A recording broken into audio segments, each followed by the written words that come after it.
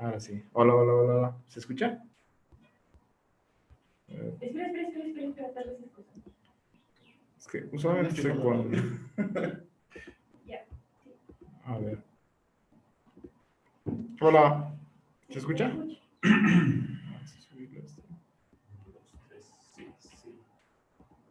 ¿Te escuchan nomás en el Zoom? Hola, hola, hola. ¿Está bien? Ya, esa onda. No se escucha, pero Ya, ya. ya. Ya, pues no se ve bien ahí. Entonces, ya bueno. La charla que voy a dar es el modelo OSI, una aventura de curiosidad, diversión y lucro. Y van a ver por qué, y les voy a decir un poco después, ¿no? Voy a empezar pero con esto, ¿no? Hacker, es, creo que todos hemos escuchado esa palabra, ¿no? Hacker, pero la verdad esto tiene mucho sentido hablar de esto para hablar de lo que vamos a hablar más adelante, que viene de esto, ¿no? Entonces, hay hartas definiciones de hacker, algunas medio torcidas como que criminal, pero la que más me gusta es esto, ¿no? Es una persona que es curiosa, que le gusta entender cómo funcionan las cosas y bueno, propone soluciones creativas a algún problema. O sea, esa es la solución que me gusta, ¿no? Es alguien que le gusta entender las cosas. Ahora, con esto me voy, que no solo hay hackers que solo computadoras, eso es bien importante, ¿no? Hay gente que hace hartas cosas que son hacking, pero no es relacionado con computadoras, pero entienden cómo funcionan las cosas, ¿no? Entonces, una vez que entiendes cómo funcionan las cosas, puedes empezar a romper cosas, arreglar cosas o mejorar cosas. Entonces, esa es la idea, ¿no? Entonces, puedes aprender a romper Wi-Fi o mejorarlo, ¿no? Antes había web, pero porque lo han roto, lo han mejorado y hay WPA1, WPA2 y ahora el WPA3, ¿no? Lo mismo con los sistemas operativos, ¿no? Linux era un proyecto de un cuate que ha empezado ahí por hobby y ahora es el sistema operativo más utilizado como servidores. Porque hay un montón de hackers que lo han ido rompiendo, mejorando, etcétera, pero han entendido, entienden cómo funciona. Eso es bien importante. Y hay aplicaciones y un etcétera bien grande, ¿no? Entonces, les voy a dar un ejemplo. O sea, tenemos esto. Es un candado. Es esto. O sea, ¿qué hace? Protege la puerta, mi maleta, lo que sea. Y la idea del candado es que funcione con una sola llave. Es eso. Pero yo estudio el candado, entiendo cómo funciona el candado, sé qué mecanismos tiene el candado, entonces puedo hacer esto. A ver, veamos si me sale.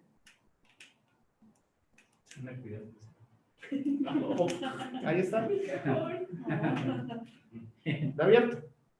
Entonces, es porque he estudiado el candado y sé cómo funciona el candado. De hecho, esto se llama lockpicking y es un deporte entre hackers que es bastante común. De hecho, hay cosas. Este candado es como que un poco fácil, pero ese es el ejemplo. Esa es la idea. He estudiado, sé cómo funciona, entonces puedo hacer este tipo de cosas. Entonces, porque me da curiosidad. Entonces, eso es lo interesante de esto, ¿no? O sea, cualquier cosa siempre debería ser curiosidad, ¿no? Entonces, la idea de esta charla es como que promoverles a que tengan ese bichito de curiosidad para esta parte del modelo OSI, que al final se van a divertir, van a aprender y al final puede ser lucrativo. Entonces, vamos a comenzar por esto. Entonces, esto creo que es como un buen ejemplo para ver un poco del modelo OSI. Vas a tu browser y ¿qué pasa cuando entras a facebook.com? A ver, esta pregunta les hago a todos. O sea, ¿qué creen que está pasando en la computadora cuando entran a facebook.com? El nombre solicita un ¿Ya? Después, montón de comunicación entre una cosa y otra. cosa. Pero ¿cómo es? ¿Qué tipo de comunicaciones? O sea, ¿qué hace más o menos? O sea, trata de ver lo que no se nos ocurra o lo que sepan. La idea es, ahorita vamos a verlo con calma, ¿no? Pero ahorita se nos ocurre una cosa, una es lo que dice, agarrar un IP del nombre, otra comunicaciones, pero ¿qué tipo de comunicación? Desde el navegador agarra el nombre, lo busca en los servidores que se pero antes de eso, a nivel más profundo, sale a internet, sale por IP, al router. Exacto. Hay un montón de cosas, exacto. O sea, no es que se haga una conexión directa con Facebook, porque ahorita, por ejemplo, mi máquina está conectando al Wi-Fi. El Wi-Fi es el aparato de Entel. Entel seguramente está conectando por fibra a un punto de conexión tal vez en la esquina y de ahí se está yendo a un router y así se va a ir por hartos lugares hasta llegar a los servidores de Facebook, excepto martes o lunes, salvo eso, pero usualmente funciona la mayoría de las veces cuando jodes el BGP. Pero pasa eso, ¿no? Pero son un montón de cosas, ¿no? O sea, ¿pero qué hace? O sea, hay hartas cosas, porque de hecho por detrás se están hablando hartos lenguajes y hartos protocolos. Entonces, ahí es donde viene el modelo OSI, o sea, que es una manera formal de representar de qué es lo que pasa. Y eso va a funcionar en cualquiera de los sistemas que haya comunicación, sea un Bluetooth, sea una computadora, sea con servidores, sea un aparato IoT, lo que sea, se va a aplicar siempre esto. Ahora estoy hablando modelo OSI y modelo TCP/IP. Lo que pasa es que ahora les muestro, hay los diagramas. Sí, lo vamos a poner aquí nomás con esto. Mejor para que se vea. Ya. Entonces, la idea de eso es, el modelo OSI es un modelo conceptual básicamente que como lo estandariza más o menos qué es lo que pasa, o sea, cuando me conecto a algo. O sea, es la idea, es que dice que son capas, ¿no? Capa 7, 6, ¿verdad? Entonces, el modelo OSI representa, ahí tiene 7 capas, ¿no? La capa de aplicación, que es la principal, que podríamos ver lo que es lo más cercano al usuario. La capa de presentación y sesión, no voy a entrar mucho detalle eso porque de hecho hay harta discusión de eso y eso vamos a ver por qué el modelo TCP/IP. Después está la capa de transporte, la capa de red, la capa de enlace y la capa física. Según yo, de hecho, como desarrolladores, DevOps, sysadmin, etcétera, deberíamos tener buen conocimiento hasta la 4 y algo de la 3. O sea, tener buen conocimiento. ¿Por qué? Voy a dar algunos ejemplos porque esto sirve mucho al hacer troubleshooting. O sea, cuando algo no está funcionando bien, si entendemos bien esto y que, o sea, lo que no está funcionando en cuál de estos cae, va a ser mucho más fácil detectar dónde está el error. Ahora, el modelo TCP/IP es básicamente lo mismo. La idea es solo que, por ejemplo, como que estos tres se vuelven solo la capa de aplicación y estos dos se vuelven la capa de Network Interface. Es básicamente la misma idea, ¿no? Entonces, en las siguientes partes les voy a hablar como que una mezcla de ambos, ¿no? Entonces, básicamente es eso, ¿no? Entonces, lo que les decía, ¿no? Cuando entramos a facebook.com, están pasando hartas cosas por detrás. O sea, la computadora va a empezar a hablar hartos lenguajes y esos lenguajes son los protocolos de comunicación. O sea, cualquier comunicación es a través de un protocolo, siempre. Entonces, vamos a ver qué es eso, ¿no? O sea, los protocolos de comunicación es un protocolo, ¿no? En general, la palabra protocolo es que es reglas, ¿no? O sea, por ejemplo, un protocolo de incendios. ¿Qué pasa? Suena la alarma, ok, nos paramos, cerramos compus y salimos por la salida de emergencia. Es un protocolo, ¿no? Es una serie de pasos de qué hacer cuando pasa algo, ¿no? Entonces, lo mismo pasa con los protocolos de comunicación. Son una serie de pasos, formatos, etcétera, de qué debería hacer cuando pase algo, ¿no? Entonces, lo genial de los protocolos es que están definidos en algo llamado request for comments, que son unos documentos en texto, pero ahí está toda la información de un protocolo, ¿no? Ahora, por protocolos, me refiero a los protocolos que usamos constantemente, ¿no? HTTP para la web, TCP, DNS, XMPP, gRPC, SSH, Telnet, ¿no? Entonces, cualquier protocolo que utilicen, lo que sea, es un protocolo y seguramente tiene una especificación, ya sea en request for comment, y si no es con un request for comment, tiene su propia documentación. Entonces, por ejemplo, vamos a ver un ejemplo. Request for comment, HTTP. Entonces, por ejemplo, estábamos viendo en Natas, ¿verdad? Usas gets, post y todo eso. ¿Pero por qué usas eso? ¿Alguna vez te has preguntado? Claro, y ahí está, o sea, es la parte interesante de eso. Es que igual, o sea, a mí igual, yo lo utilicé, aprendí algunas cosas, pero ya cuando quería aprender un poco más, busqué eso, ¿no? El request for comment para HTTP. Uy, creo que no hay, te gusta. Aquí está. A ver que cargue. Ahí está. Entonces está toda esta es la especificación del protocolo HTTP, ¿no?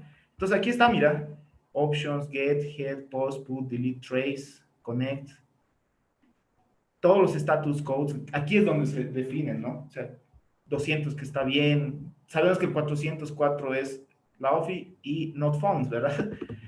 Entonces, aquí está especificado, ¿no? O sea, en estos documentos son donde se define todo, y hay un montón, algunos que tal vez ni siquiera hemos visto, por ejemplo, no sé, 417, tal vez nunca hayamos visto, ¿no? Pero todo está especificado aquí. O sea, que si quiero crearme un navegador, un servidor web mejor que Apache o Linux, es mi referencia. Esta es tu Todo referencia. lo que dicen, ¿no? Exacto. Y vamos a llegar a ese punto, que es lo que se llama Systems Programming.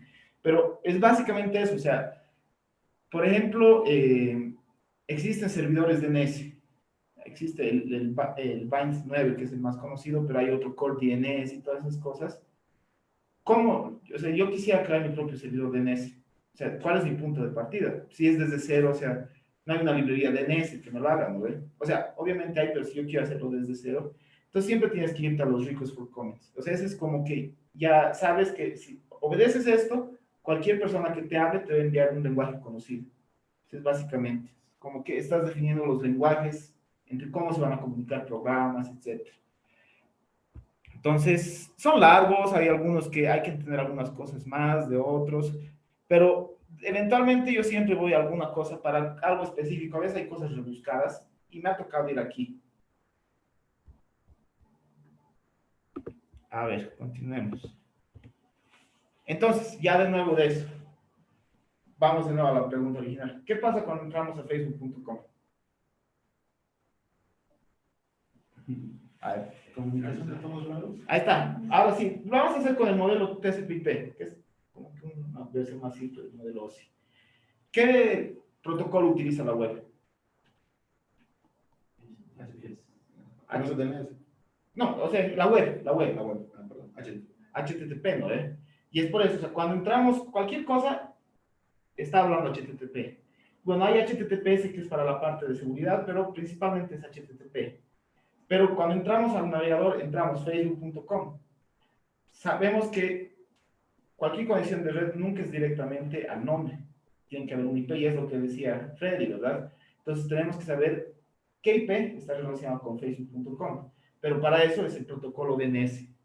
Entonces, la mayoría de los protocolos que utilizamos, SSH, Telnet, para streaming de video, el de WhatsApp, web, no sé qué otros protocolos se les vienen. FTP, email, no sé, IMAP, XMP, todos esos protocolos, todos caen en la capa de aplicación. Entonces, eso es como que cada protocolo tiene su propio lenguaje, eso ya hemos dicho, que está en los RFCs. Entonces, en el caso de HTTP, una vez que ya se ha resuelto el nombre, ya sabemos que facebook.com tiene cierto IP, tenemos que hablar en lenguaje HTTP, ¿verdad? Entonces, el browser por detrás lo que está haciendo es va a crear un mensaje en el formato HTTP en base al RFC y se lo va a enviar al servidor de Facebook. A ver, veamos eso. Es básicamente algo así que va a hacer. Entonces, get, / o sea, cuando entramos solo a facebook.com, el browser está haciendo básicamente esto, ¿no? Y eso lo podemos ver tranquilamente en el Developer Tools, ¿no? Si hacemos, no sé, a ver. Facebook. Facebook, por favor. Facebook.com. Vamos a hacer una notificación. Entonces, aquí está básicamente, o sea, tal vez aquí, esto es como que en RAW, crudo, o sea, no es en crudo como tal, pero eso nos da una idea. Entonces, aquí hay básicamente existe esta herramienta que se llama Wireshark, que es como un sniffer que te permite ver toda la actividad de red que está pasando en tu compu, entonces tú puedes analizar todo, ¿no? Entonces, aquí tengo uno guardado, por ejemplo, de HTTP. Entonces, esto es para esta aplicación. Ahorita vamos a ver por qué estoy usando eso, no Facebook, pero es, por ejemplo, nota, get, / bla, bla, post, connection close, y después me está dando la respuesta, ¿no? Que es HTML. Pero antes de que me dé la respuesta, pasan otras cosas, ¿no? Ahora vamos a ver eso. Entonces, aquí básicamente esto del modelo OSI es como una cebolla. Véanlo así. Exacto, son capas. Por ejemplo, aquí he puesto mi mensaje en HTTP. Ese es el mensaje. Ahora ese mensaje se lo voy a enviar a la siguiente capa, que es transporte, que eso es otro protocolo que usualmente es TCP/UDP, y eso se engloba ahí, y eso se lo envía a la capa de red y otra así. Entonces, es como que se va cerrando, es como que, como las matrioscas, ¿se acuerdan? ¿No? Que es la muñequita dentro de la muñequita dentro de la muñequita, es algo así. Ahora, esto es en mi computadora. Llego a la capa de red, sale Wi-Fi, al router, bla, bla, bla, y va a llegar a los servidores de Facebook. ¿Y qué es lo que va a hacer por dentro de un servidor? Va a leer esto, ok, va a quitar la primera capa, y eso se lo va a enviar a la siguiente capa, y a la siguiente capa, y a la siguiente capa, hasta que llegue al servidor de aplicación, que va a entender solo lo que es HTTP. Y eso va a procesar, va a hacer todo lo que hace Facebook, y después, ¿qué va a retornar? HTML. Entonces, ese HTML, con algunas cabeceras más, lo mismo. Lo va a englobar aquí, lo va a poner en este otro protocolo, y este otro protocolo, lo mismo, va a volver a nuestra compu, y va a hacer exactamente lo mismo, ¿no? Es básicamente, entonces, en ese orden, siempre. Entonces, a ver, vamos a ver una parte más, es lo que les decía, ¿no? Necesitamos un IP para facebook.com, entonces ahí es donde entra el DNS. Entonces es un protocolo, el browser por detrás va a preguntar al DNS cuál es la IP de facebook.com. Entonces ya cuando tenemos, ahora, esto todavía no lo vamos a ver. Ya cuando tenemos la IP, entonces el browser se va a conectar al servidor web. Imaginemos que es un Apache, sabemos que no es Apache, pero puede ser un servidor Apache o Nginx. Y le va a enviar ese contenido.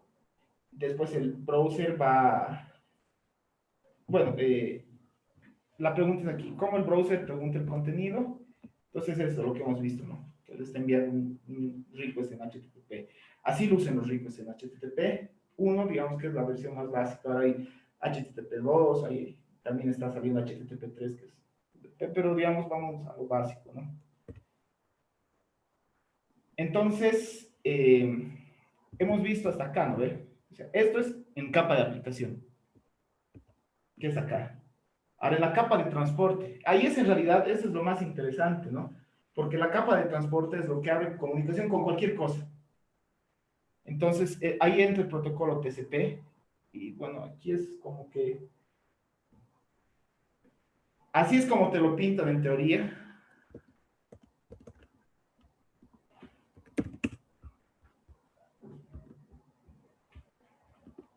Y así es como luce en la práctica. O sea, ese es el protocolo de TCP. O sea, ves aquí hexadecimal y cosas así medio random, pero obviamente ahorita si lo vemos así, esto no tiene significado, ¿no ves? O sea, estamos viendo, ¿y qué es esto? ¿Qué es esta cosa? Entonces, el protocolo TCP tiene un formato, etcétera, que está en el RFC y todo eso, pero básicamente dice lo siguiente, ¿no? Entonces, dice que se están utilizando 31 bits. Todo, o sea, es lo genial de estos protocolos, que todo es a nivel de bits y no bytes. Es decir, que, por ejemplo, aquí literal es todo en binario. Entonces, aquí dice que los primeros 15 bits, o sea, los primeros ceros 1, nos dicen el puerto, el puerto de origen, el puerto del destino. Ahora, ¿qué creen que es ese puerto de origen, puerto de destino? O sea, cuando se conectan a un servidor web, ¿a qué puertos están conectando? 80, ¿no ve? Si se presentan ceros y unos, todo el puerto. Exacto. Entonces, ahorita vamos a ver eso. Y después hay otras cosas del protocolo internas, y al final data es eso. Dentro de ese data está ese pedazo que les decía, GET, HTTP, etc. Entonces, es básicamente eso. Entonces,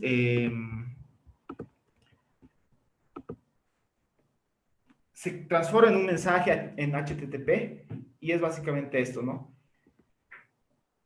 El puerto es 80, ¿verdad?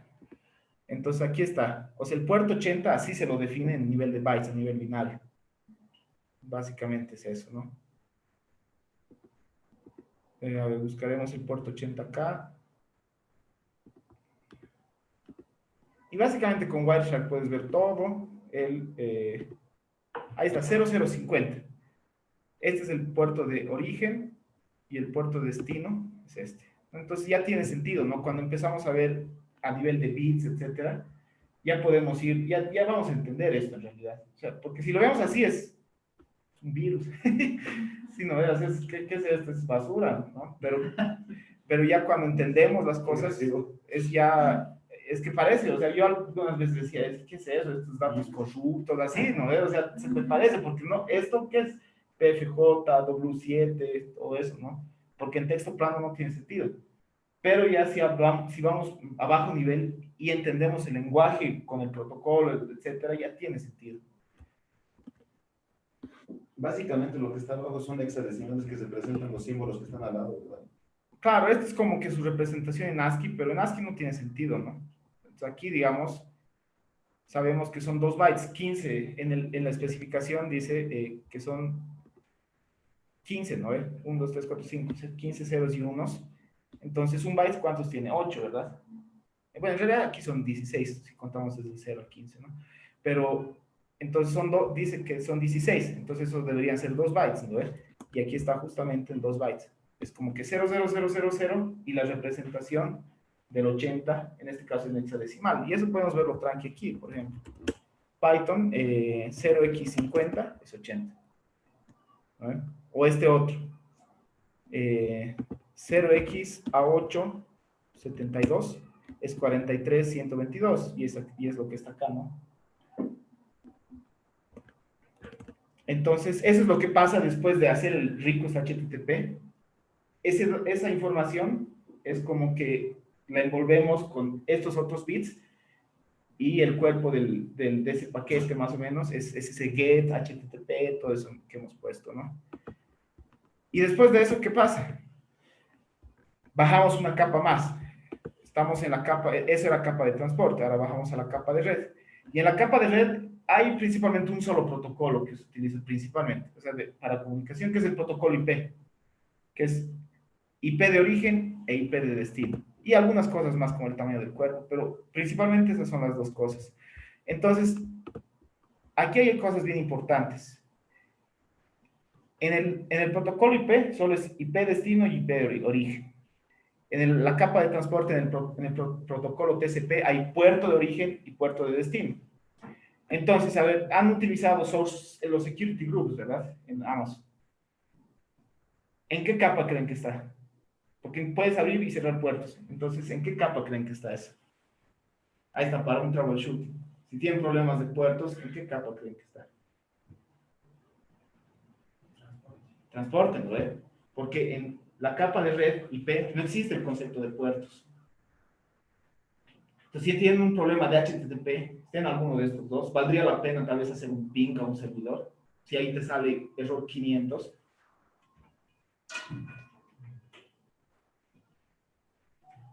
No, ¿dónde está acá, verdad?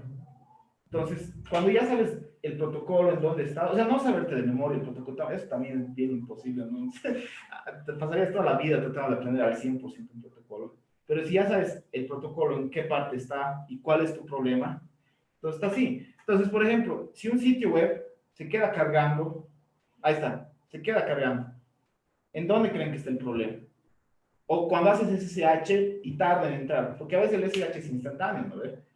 Entonces ya, pero tarda y se queda ahí, o sea, y tarda minutos y después te dice error de timeout. ¿Dónde creen que está el error?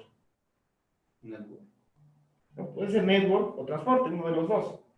Puede que haya un firewall que no permite tu IP, eso sería network, o puede que el puerto no esté abierto, que sería transporte. ¿No ve? Entonces va por ahí. Entonces, por ese lado ya se puede hacer el troubleshooting. Entonces al final, lo que les decía, ese protocolo HTTP se envuelve en el protocolo TCP y después todos esos dos se envuelve el protocolo IP y eso ya va por la capa física, etc. Esa parte ya no lo vamos a ver. Usualmente ya lo ven los cuates de telecomunicaciones, allá la lo hubiéramos traído. Pero sí, o sea, usualmente los de telecomunicaciones, todo eso, ven desde la capa de red, capa de enlace, capa física, ¿no? Ingenieros electrónicos. Pero para nosotros deberíamos conocer desde la capa de aplicación hasta parte de la capa de red. Y ya, o sea, y por eso vamos a tener una mejor idea, ¿no? Por eso a veces troubleshooting es mucho más simple entendiendo. Para mí, al menos esto me ayuda un montón cuando hacía troubleshooting, ¿no? Porque a veces me acuerdo, el sitio está abajo y yo ping, pero, o sea, lo hacía porque sí, digamos, no porque realmente es eso, ¿no? El sitio sale error 500, pero puedo hacer ping y va a funcionar. O el sitio está arriba ping y no me funciona, ¿no? Entonces, pues, hay que entender justamente en qué parte de todo esto estamos, ¿no? Cuando entendemos dónde estamos, ya sabemos, ya tenemos mucha más probabilidad de saber dónde está el problema. Entonces, una cosa más, digamos, antes de terminar, o sea, y les voy a dar un ejemplo. Lo hemos hablado como de manera teórica, pero esa conexión que les digo, o sea, que el browser hace una conexión con algo, o cuando tú haces SSH, hay algo que está haciendo una conexión con algo. A nivel de programación, ¿qué creen que es? ¿Cómo programarían eso ustedes? Si les digan, o sea, hay que programar un cliente SSH, o hay que programar un cliente HTTP, o hay que conectarse primero a algún lado, ¿verdad? Entonces, ¿cómo creen que pasa esa conexión? Si quisieran hacer un programa. Que, Un cliente y un servidor, ¿no? claro, El servidor pone, escucha algo o está atento a recibir cualquier paquete exacto, y el cliente es el que se conecta al servidor. exacto. Y programáticamente eso se llaman sockets. O sea, el concepto de sockets es básicamente lo mínimo de programación que se utiliza para poder diseñar, o sea, a ver, un poco antes. Usualmente las aplicaciones que vamos a ver, o sea si desarrollamos o mantenemos o lo que sea, son aplicaciones simples en el sentido de que meto datos por mi web, se guarda en una base de datos, hago queries, etc. Puede ser interfaces más complejas o simples, pero al final la mayoría son esas. Eso es lo que son los CRUDs. Son create, read, updates y delete. Es eso la mayoría de las aplicaciones. No son complejas, o sea, no estamos haciendo procesamiento de números o cosas así. Son aplicaciones de entrada y salida, de consultas, etc. Pero si dejamos de lado ese tipo de aplicaciones y decimos, ok, quiero programar un servidor web, quiero programar un servidor de email y todas esas cosas, lo mínimo que vamos a utilizar es esto, los que son sockets. Los sockets básicamente nos permiten crear comunicación entre dos puntos, un cliente y un servidor. Entonces les voy a mostrar un ejemplo, y esto es lo que usualmente yo digo que deberíamos aprender al menos a leer, que es C, porque por detrás, la mayoría de los lenguajes de programación, sea Python, Java, Go, lo que sea, están utilizando estas interfaces, que es en C. Entonces, ahorita, por ejemplo, este ejemplo en C, estoy creando un servidor y un cliente. Entonces, aquí lo que estoy haciendo es crear un socket para TCP. Estoy dando el IP que se conecta al localhost, que cuando recibo bueno, que va a enviar un mensaje, y el mensaje es algo que voy a entrar por la consola, y que me va a recibir una respuesta, y eso lo voy a mostrar por la consola. Por otro lado, el servidor va a ejecutarse y se va a conectar. A ver, es un servidor. A ver, aquí está el socket, aquí estoy creando un socket. Aquí estoy especificando que se va a ejecutar en la máquina local. Después estoy diciendo que este socket se va a ejecutar en el puerto 2000, se va a abrir el puerto 2000, va a haber un servidor en el puerto 2000 y va a escuchar por cualquier conexión. Cuando llegue alguna conexión, va a leer la información que le estoy enviando y lo va a mostrar en la consola y después le va a enviar una respuesta, que es este "This is the server's message". Básicamente eso. Entonces, lo que voy a hacer acá es voy a ejecutar el servidor. Ahí está. Que está esperando. O sea, ahorita ya he dicho que se está abriendo en el puerto 2000, ¿verdad? Entonces, ahí está lo interesante. ¿Cómo ven ustedes qué puertos están abiertos en una máquina? NetStat, ¿no? ¿Lo han usado alguna vez antes, NetStat? Sí, ¿no? Ese es lo que más se usa. O SS, ¿no? SS-TLP. ¿Qué es el nombre de esta cosa? Socket. Sí. ¿Qué es eso? No sé. Pero miren, o sea, usualmente esas herramientas que utilizamos en nuestro día a día, pero en realidad estas herramientas, si bien nosotros decimos para un puerto abierto, en realidad esta herramienta lo que está haciendo por detrás es ver los sockets que el sistema operativo tiene abierto. Es eso en realidad lo que está haciendo. Entonces, mira, aquí estoy escuchando en el puerto 2000. Entonces, voy a ejecutar ahora el cliente. Entonces, ok, me dice, alguien se ha conectado desde el puerto, tal, etcétera. Entonces voy a mandar un mensaje. Le ha llegado y ahí terminó. Ese es un ejemplo súper simple. pero ya he hecho una conexión. Este servidor bien lo podría correr en tu laptop y solo le doy al cliente la IP de tu laptop y ya me puedo conectar, ¿no? O sea, ese es trabajo de red, ¿no? Entonces, ese es como que lo mínimo que utilizan los desarrolladores y eso es bueno que sepan este concepto. Eso se llama Systems Programming. Lo que es Systems Programming no es la programación usual que hacemos. Systems Programming es más como que hacer componentes clave, ya sea un browser, eso es Systems Programming, crear un browser. Crear un servidor de web, eso es Systems Programming, crear un servidor de DNS, Kubernetes, por ejemplo, desarrollar para Kubernetes es Systems Programming. Entonces ahí tienes que conocer otros conceptos, ¿no? Pero eso es lo interesante. Entonces, saber esas cosas como DevOps es como un plus bien grande. O sea, por eso también a veces hay problemas medio raros que puedes identificar con más facilidad o si tienes conocimiento de estos. A mí me ha servido harto tener este conocimiento para encontrar problemas, resolver problemas que para algunos era complejo, ¿no? O sea, y ahí depende, ¿no? De cada uno. Y por eso es la curiosidad, o sea, si le dedican un poco de tiempo a aprender estas cosas de protocolos, cómo funcionan los sockets por detrás, etcétera, o sea, profesionalmente van a estar como que unas gradas más arriba, ¿no? Por poco conocimiento, no saberlo así, dominarlo, pero por tener esa idea. Y al final estas son o sea, son como los fundamentos, y es triste, o sea, es bien interesante. Por ejemplo, en matemáticas, no te dan una calculadora de niño, ¿verdad? Te enseñan a sumar, entonces vas aprendiendo desde lo básico, 1 más 1, 2. Pero nuestra profesión es bien interesante que puedes aprender a hacer una página web sin saber estas cosas, está súper. Pero en algún punto, cuando tengas problemas, si no sabes hacer esto, o sea, si no tienes esto, ahí vas a estar como que en problemas, ¿no? Entonces, o sea, la idea es esa, ¿no? Traten de invertir un poco de tiempo, o sea, no dediquen tampoco toda su vida a esto, porque, sí, o sea, son cosas complejas, divertidas, pero al final, ese pequeño tiempo que invierten aprendiendo estas cosas que son como que, para algunos rebuscadas o a bajo nivel, pero es, en realidad, para otros es el pan de cada día, termina pagando. Eso les puedo asegurar, termina pagando. Y a veces yo, como hobby, emprendí y yo he dicho, este tal vez no me sirva, pero me divierte, pero termina pagando. Entonces, algunos recursos para que continúen su jornada.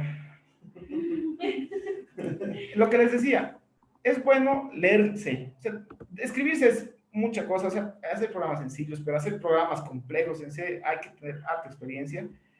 Pero este libro es bueno y es de los 70 y hasta ahora sigue funcionando, ¿no? Con gran parte de lo que se enseña acá sigue funcionando, que es de C Programming Language, de Kerrigan a Ritchie. Ritchie es el que ha creado Unix y C, entonces ya está muerto. Hay este libro que es más actual. Este, la verdad, me encanta. Es un libro gratuito. Está en Google, lo pueden ver en línea. Lo que me gusta de este libro es, por ejemplo, les he hablado del TCP, o sea, solo les he mencionado el protocolo TCP. Este libro, más o menos, les va a decir cómo funciona el protocolo TCP. Y esto, o sea, aquí básicamente se lo está reduciendo los RFC, o sea, no tienen que ver todo el RFC y esto lo está resumiendo. Entonces van a tener una idea de cómo funciona el protocolo TCP con esto, o sea, con estos. Y no solo eso, también te habla de TCP, UDP, de TLS, que es lo de HTTPS, o sea, hay intercambio de llaves, por qué es seguro. Entonces aquí vas a entender por qué. Te habla un poco de cómo funciona el Wi-Fi, las redes móviles, entonces es como que te lo está resumiendo, ¿no? Entonces es un buen libro. Lo bueno de esto es que no hay que leerlo de inicio a fin. O sea, si hay un protocolo que te interesa, tal vez HTTP, entonces vas y lees directo HTTP. Pero si te interesa algo de TCP, entonces saltas ahí. Es lo bueno de este libro, ¿no? Ahora, cuando ya quieres hacer más cosas complejas, que es lo que les decía, Systems Programming, o sea, ya crear componentes clave, estos dos libros son buenos, que igual son antiguos de Stevens. Es Programación Avanzada en Entornos Unix, que hasta ahora se sigue aplicando, y programación de redes en Unix. Entonces ahí este libro, por ejemplo, o sea, un ejemplo básico es esto, ¿no? Pues se pueden hacer hartas cosas bien locas con sockets. Por ejemplo, los sniffers, Wireshark, utiliza un tipo de socket que es especial, que es el socket raw, por ejemplo. Y bueno, después este otro libro que es de Linux Programming Interface, que es básicamente para hacer cosas de Linux propias. Y bueno, los ricos for commons, ¿no? O sea, son recursos que son antiguos, pero hasta ahora son actuales. O sea, y es lo interesante. O sea, algo que era nuevo ayer y es viejo hoy, ¿no ve? Pero estas cosas son de las pocas cosas que para nuestra área se mantienen y van a seguir todavía, porque estos son de los 80s, 70s, 90s.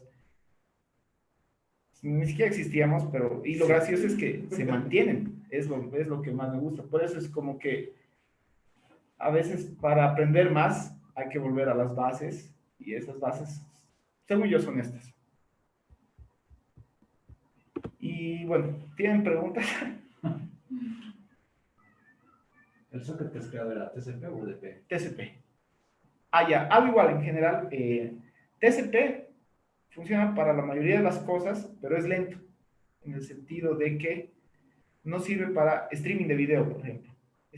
YouTube, las llamadas de WhatsApp, el stream de Twitch, lo que sea, eso funciona por UDP, que es un protocolo más simple, igual, igual existe el concepto de puerto y todo eso, pero es más rápido, y por más rápido me refiero un par de milisegundos. Es interesante porque la gente que programa esto trabaja a nivel de nanosegundos y no milisegundos. Entonces, esto es otra cosa.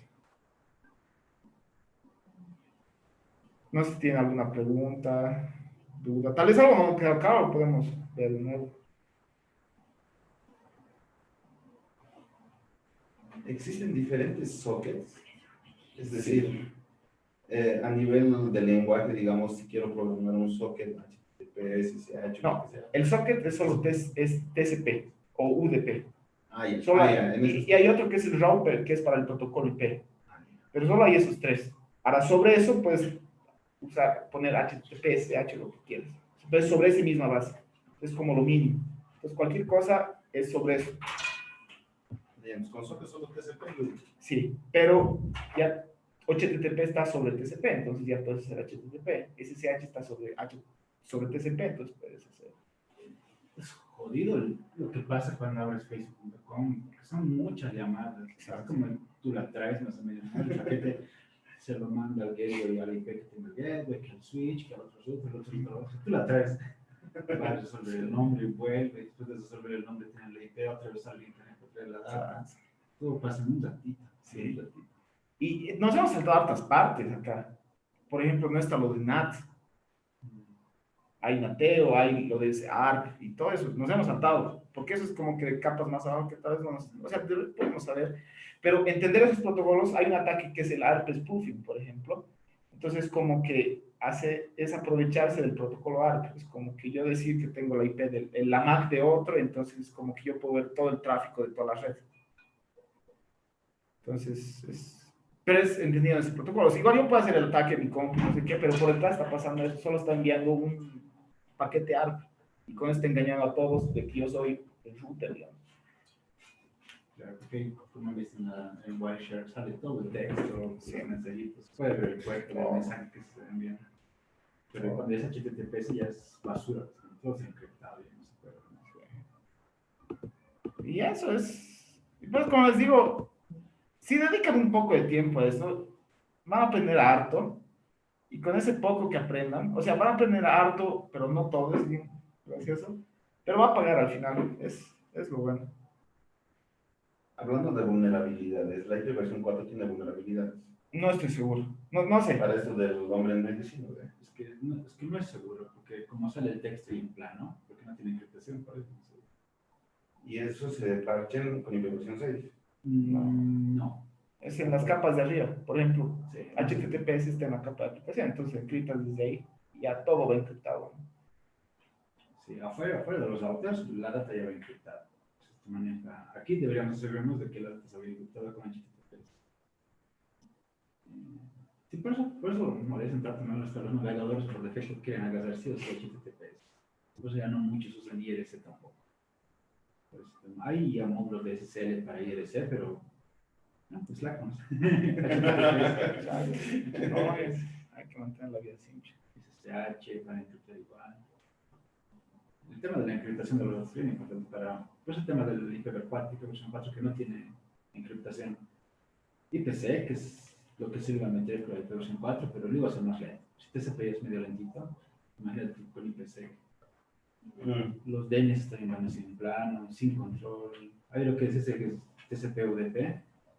El UDP son paquetes más pequeñitos porque no tienen mucho control. Puedes perder data, pero Y en DNS, el DNSSEC que es el que hace eso, sí, exacto. ya maneja certificados. Sí, es con encriptación. DNSSEC. DNS, pero todos lo usan, debe ser muy lento. No debe ser muy bien. Sí, por UDP. En Yandy lo manejan así. Tarda más cuando agregas un subdominio, tienes DNSSEC, pero cuando no utilizas, no manejas tus subdominios, o sea, cuando ya creas nuevos subdominios, ahí es donde se puede Gandhi. Yandy. Sí, pues, divertido. Pues sean curiosos y aprendan eso, ¿no? Con eso ya lo logran en la vida. Eso sería, muchachos. No sé si tienen otra pregunta, duda, comentario, insulto. Eso. Por lo del candado. Siguiente. Listo. Eso sería entonces.